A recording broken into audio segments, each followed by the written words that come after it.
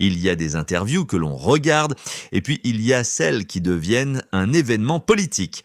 Au Sénégal, une récente interview d'Ousmane Sonko a provoqué énormément de réactions. Pourquoi ? Parce qu'au-delà des déclarations politiques habituelles, plusieurs dossiers sensibles ont été abordés. Les fonds spéciaux, la déclaration de patrimoine, la gestion de l'État, les rapports entre le président de la République et le président de l'Assemblée nationale. Et surtout, la rupture désormais officielle entre Bassirou Diomaye Faye et Ousmane Sonko. Cette interview intervient quelques mois seulement après un événement politique majeur. Le 22 mai 2026, Bassirou Diomaye Faye mettait fin aux fonctions d'Ousmane Sonko comme Premier ministre. Le décret présidentiel entraînait également la fin des fonctions des membres du gouvernement. Quelques jours plus tard, Sonko retournait à l'Assemblée nationale. Et le 26 mai, il était élu président de l'Assemblée nationale avec 132 voix sur 133 votants. Autrement dit, en quelques jours seulement, Ousmane Sonko est passé de chef du gouvernement à président de la deuxième institution de la République. Mais pourquoi cette rupture ? Que s'est-il réellement passé autour des fonds spéciaux ? Pourquoi la question de la déclaration de patrimoine est-elle devenue un sujet aussi explosif ? Et surtout, pourquoi le dossier des fonds spéciaux semble-t-il être devenu l'un des principaux points de confrontation entre les deux camps ? Restez jusqu'à la fin parce que certains documents permettent de distinguer les faits, des accusations, vous savez, des interprétations politiques. Avant de parler de politique, arrêtons-nous quelques instants sur l'interview elle-même. Plusieurs journalistes étaient présents, parmi eux Moustapha Diop, journaliste expérimenté et directeur de Walf TV, Fatou Abdoun Diaye, journaliste connu pour ses interventions et analyses politiques, Bouri Diakhaté et une journaliste. Le choix de plusieurs journalistes autour d'une même table est intéressant. Pourquoi ? Parce qu'une interview politique crédible ne doit pas seulement permettre à l'invité de parler, elle doit également lui permettre d'être confronté aux questions. Et c'est précisément ce qui rend l'exercice intéressant. Questions, réponses, relance, contradictions, explications, documents et parfois même des zones d'ombre. Et c'est là que commence véritablement notre histoire, car derrière les images de cette interview se trouve une question beaucoup plus importante qui contrôle réellement le récit politique au Sénégal aujourd'hui.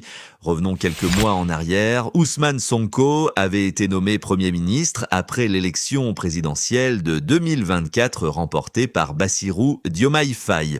Mais la relation entre les deux hommes s'est progressivement détériorée. Les divergences deviennent de plus en plus visibles. Et le 22 mai 2026, le président de la République décide finalement de mettre fin aux fonctions de son Premier ministre. Quelques heures avant son limogeage, Sonko avait pourtant prononcé une phrase qui allait rapidement devenir célèbre. « Je ne suis pas un Premier ministre qui obéit aveuglément et qui acquiesce à tout ». Puis il ajoutait qu'il existait des divergences avec le président, mais selon lui, ces divergences ne constituaient pas un obstacle au fonctionnement de l'État. Quelques heures plus tard, le gouvernement était dissous, Sonko était limogé et une nouvelle page politique s'ouvrait. Sa réaction, elle tient en quelques mots « Alhamdoulilah, ce soir je dormirai le cœur léger à la cité Cœur Gorgui ». Mais l'histoire ne s'arrêtait absolument pas là. Elle ne faisait que commencer. Après son départ de la primature, Ousmane Sonko demande sa réintégration comme député. Le bureau de l'Assemblée nationale valide cette demande le 24 mai. Dans le même temps, Zahel Malik Ndiaye démissionne de la présidence de l'Assemblée nationale, puis vient le 26 mai, le vote. 133 votants, 132 voix pour, une abstention, aucun vote contre. Ousmane Sonko devient président de l'Assemblée nationale. Et là, quelque chose d'important se produit. Le rapport de force institutionnel change. Bassirou Diomaye Faye contrôle l'exécutif. Ousmane Sonko préside désormais le pouvoir législatif et le Premier ministre Amadou Alaminou Lo dirige le gouvernement. Nous sommes donc face à une configuration politique nouvelle.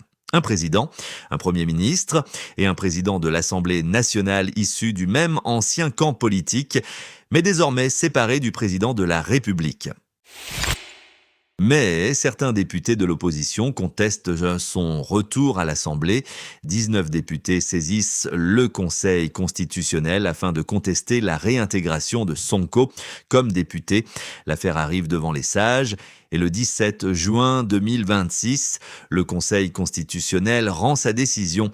Mais attention, il ne dit pas Sonko a raison. Il ne dit pas non plus Sonko a tort. Le Conseil constitutionnel se déclare incompétent pour examiner cette contestation précise.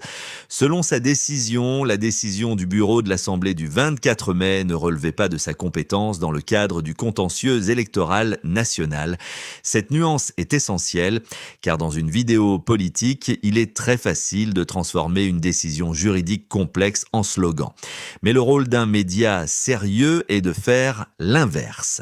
Expliquer, contextualiser et permettre aux spectateurs de comprendre ce que la décision signifie réellement. Et maintenant, nous arrivons au cœur du dossier, les fonds spéciaux.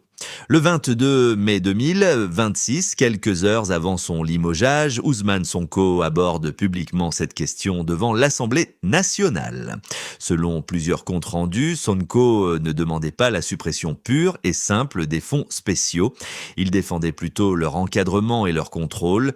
Il a également évoqué une enveloppe d'environ 1,77 milliard de francs CFA pour les fonds politiques de la primature. Et c'est là que le débat devient particulièrement intéressant, car une question se pose, peut-on avoir des fonds spéciaux nécessaires au fonctionnement de l'État tout en garantissant un contrôle suffisant de leur utilisation? C'est une question de gouvernance, ce n'est pas seulement une question entre Sonko et Diomaye, c'est une question qui concerne tous les contribuables sénégalais, car lorsqu'il s'agit d'argent public, le principe de transparence devient fondamental. Il faut ici éviter une confusion. Dire que Sonko réclame un encadrement des fonds spéciaux ne signifie pas automatiquement que tous les fonds précédemment utilisés l'ont été illégalement. Et dire qu'il existe des fonds spéciaux ne signifie pas automatiquement qu'ils sont utilisés à des fins personnelles. Ce sont deux affirmations différentes et elles doivent être démontrées séparément. D'ailleurs, en mai 2026, la Cour suprême a rejeté pour irrecevabilité la requête de l'ancien magistrat Ibrahima Hamidou Dème visant à obtenir la communication des montants exacts des fonds politiques de la présidence et de la primature. Voilà pourquoi le débat doit être précis.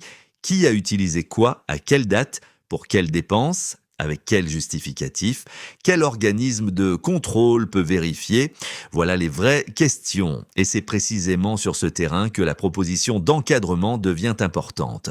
En juillet 2026, le bureau de l'Assemblée nationale présidé par Ousmane Sonko déclare recevable deux propositions de loi. La première concerne la déclaration de patrimoine du président de la République. La seconde vise à encadrer les crédits spéciaux et autres fonds spéciaux. Voilà le cœur du débat. Mais attention à un autre point, une proposition de loi recevable n'est pas encore une loi définitivement applicable. Elle doit suivre la procédure parlementaire et certaines réformes institutionnelles récentes ont d'ailleurs montré à quel point la bataille juridique entre l'exécutif et le Parlement est devenue importante. Le 29 juin 2026, l'Assemblée nationale avait adopté une révision constitutionnelle, mais le Conseil constitutionnel l'a ensuite déclaré contraire à la Constitution le 9 juillet, après saisine du président de la République. Nous sommes donc face à un véritable bras de fer institutionnel. Autre sujet explosif, la déclaration de patrimoine. La Constitution sénégalaise prévoit déjà une déclaration écrite de patrimoine du président de la République au début de son mandat. Mais le débat de 2026 cherche à aller plus loin, notamment sur les obligations applicables aux responsables publics. Et Ousmane Sonko lui-même a déclaré, après son départ de la primature, « J'ai déclaré mon patrimoine en tant que Premier ministre ». J'ai 3 mois pour faire une autre déclaration à la sortie. Cette phrase est particulièrement importante. Pourquoi ? Parce qu'elle permet de passer du débat politique à une question vérifiable, Une déclaration existe-t-elle? Quand a-t-elle été déposée? Que prévoit exactement la loi? Quelles sont les autorités compétentes pour la contrôler? Voilà les questions qu'un journaliste doit poser. Après le départ de Sonko, Bassirou Diomaye Faye nomme Amadou Alaminou Mohamed Lo Premier ministre. Et maintenant, le dernier grand élément du puzzle, la rupture politique entre Diomaye Faye et Sonko n'est plus seulement une querelle interne, elle est devenue une recomposition politique. Le 25 juillet 2026, Bassirou Diomaye Faye lance officiellement KIRAI, les Patriotes républicains. Cette création acte une nouvelle étape dans la séparation entre le président et son ancien parti. Selon l'APS, 437 partis et mouvements auraient décidé de fusionner avec la coalition présidentielle pour créer cette nouvelle formation. Et Diomaye présente KIRAI autour de valeurs telles que l'éthique, la transparence et le service. Pendant ce temps, Sonko reste à la tête de PASTEF et préside l'Assemblée nationale. Le Sénégal entre donc dans une nouvelle configuration politique. Alors regardons froidement la situation. D'un côté, Bassirou Diomaye Faye, président de la République, chef de l'exécutif, à la tête d'une nouvelle formation politique, KIRAI, de l'autre, Ousmane Sonko, président de l'Assemblée nationale, leader de PASTEF, avec une majorité parlementaire très importante. Selon les résultats rapportés lors de son élection au perchoir, Sonko a obtenu 132 voix sur 133 votants. Cela signifie que le rapport de force politique ne se trouve plus exclusivement au palais présidentielle.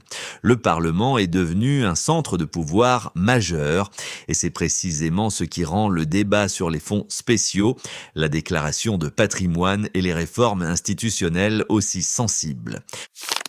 Alors, que retenir?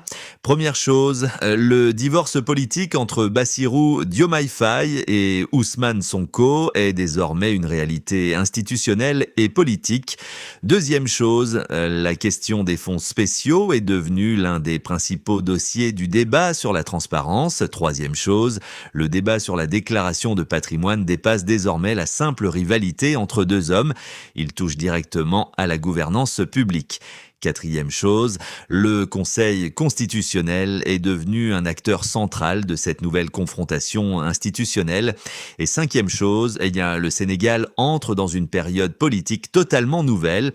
Mais il reste une question que nous allons vous poser directement. Est-ce que le conflit entre Sonko et Diomaye est principalement un conflit de personnes ou est-ce un véritable désaccord sur la manière de gouverner le Sénégal? Les fonds spéciaux sont-ils suffisamment encadrés? La déclaration de patrimoine doit-elle être renforcée? Le Parlement doit-il disposer de davantage de pouvoir de contrôle? Et surtout, que pensez-vous de la nouvelle configuration entre le palais présidentiel et l'Assemblée nationale?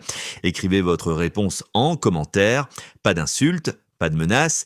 Des arguments, des faits, des documents, parce que c'est comme cela que le débat public peut avancer.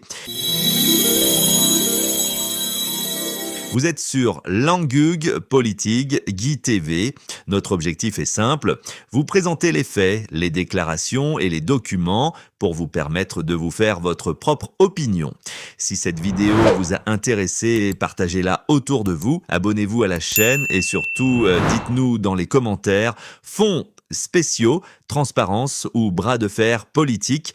On se retrouve très bientôt pour une nouvelle analyse. Langugue Politique Guy TV, l'information, le débat, le Sénégal.